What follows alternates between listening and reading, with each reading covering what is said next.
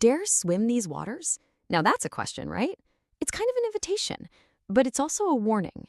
And it perfectly sets the stage for the murky world we're about to dive into. So, what are we talking about? Today, we are diving headfirst into Backwaters by Lee Rozelle. This is a collection of 12 stories, all connected, that has been making some seriously strange waves in the literary world. Okay, so our story kicks off in a place called Talapuchi. And let me tell you, this is a southern backwater with a serious problem. We're talking about an experimental toxin that's turning the townsfolk into, and this is a direct quote, genetically modified freaks. Yeah. And if that wasn't enough to deal with, there's also this mysterious river cult leaving a trail of, well, atrocities. It is a completely wild setup, and it fits perfectly into a very, very specific genre. And what genre is that? It's called bizarro fiction. So what does that even mean? Well, think total absurdity, the grotesque, a heavy dose of pop surrealism, and maybe a little cartoon-like violence thrown in for good measure.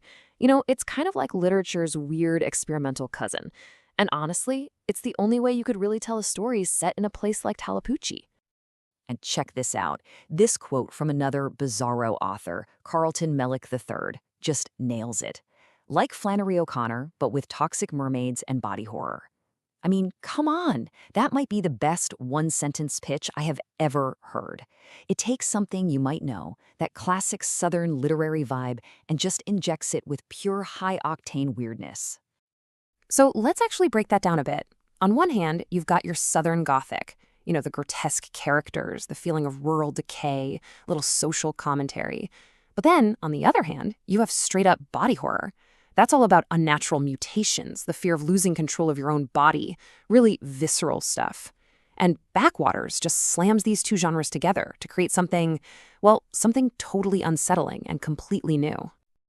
And just when you think, okay, I think I get it, the book just throws another curveball. Get this. The main conflict is between a group of dark, shady scientists and a crew of gospel-preaching wrestlers who have a secret past. I mean, are you kidding me? This isn't just a genre blend anymore, it's a full-on 10-car pileup genre collision. So, as you can imagine, the critics have had a field day trying to describe this thing. Vogue Horror called it a gloriously tumescent chimera. And a chimera, is that mythical creature made from the parts of different animals. Honestly, that's a pretty perfect description. Then you've got Happy Goat Horror, who just kept it simple. Easily one of the weirdest books I've ever read. And you have to understand, in the world of bizarro fiction, that's not an insult. That is high, high praise. The weirdness is the point. But here's the thing, don't let all this talk of weird make you think it's some dense, unreadable book. Nope. HorrorNews.net calls it a certifiable page-turner.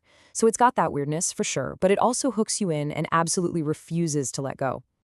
And really, the general feeling is summed up perfectly by Carla's literary corner, who basically shouted it in all caps, unlike any book I have ever read, truly creative and imaginative. I mean, when reviewers are that emphatic, you just know you've stumbled onto something that completely shatters the mold. Okay, so enough about what people are saying about the book. Let's actually get a taste of the writing itself. We're going to look at a little piece from the very first story in the collection, which is called Lyle and the Spaceman.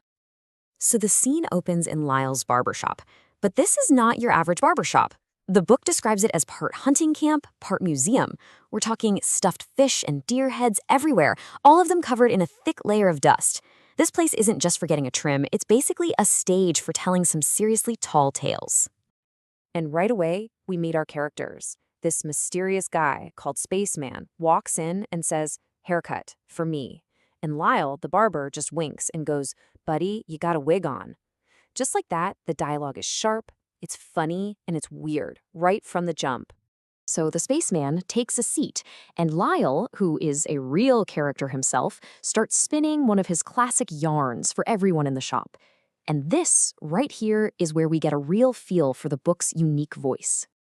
Just listen to this bit from Lyle's fishing story. He's talking about getting pulled across a creek by some huge fish, and he's surrounded by these other things, prehistoric-looking fish with huge spikes, and then he sees it. This one fish with these real long tentacles. Fish grinning with big teeth, and I think this is it. I'm a goner. See? That is that perfect blend of a good old Southern tall tale with pure creature feature horror and just absurdity. And the punchline to this whole scene is just, It's perfect. One of the regulars in the shop, Ronnie, says that has got to be the stupidest fish story I ever heard. And Lyle, while sharpening his razor, just says, "Oi, I got stupider." It's basically the author telling you, the reader, you think this is strange? Buckle up. We're just getting started. So, what exactly is waiting for you in these backwaters? Well, you've got 12 stories that all tie together. You get that Southern Gothic humor mixed with some truly shocking body horror. You're going to go on a journey into murky medicine and weird conspiracies. You'll meet unforgettable characters. And underneath it all, there's this really serious theme about the horrors of destroying our watersheds. And all of that, it brings us right back to the very beginning. Now that you've seen the wild mix of genres, you've heard what the critics are saying, and you've had a little taste of the storytelling, there's really only one question left.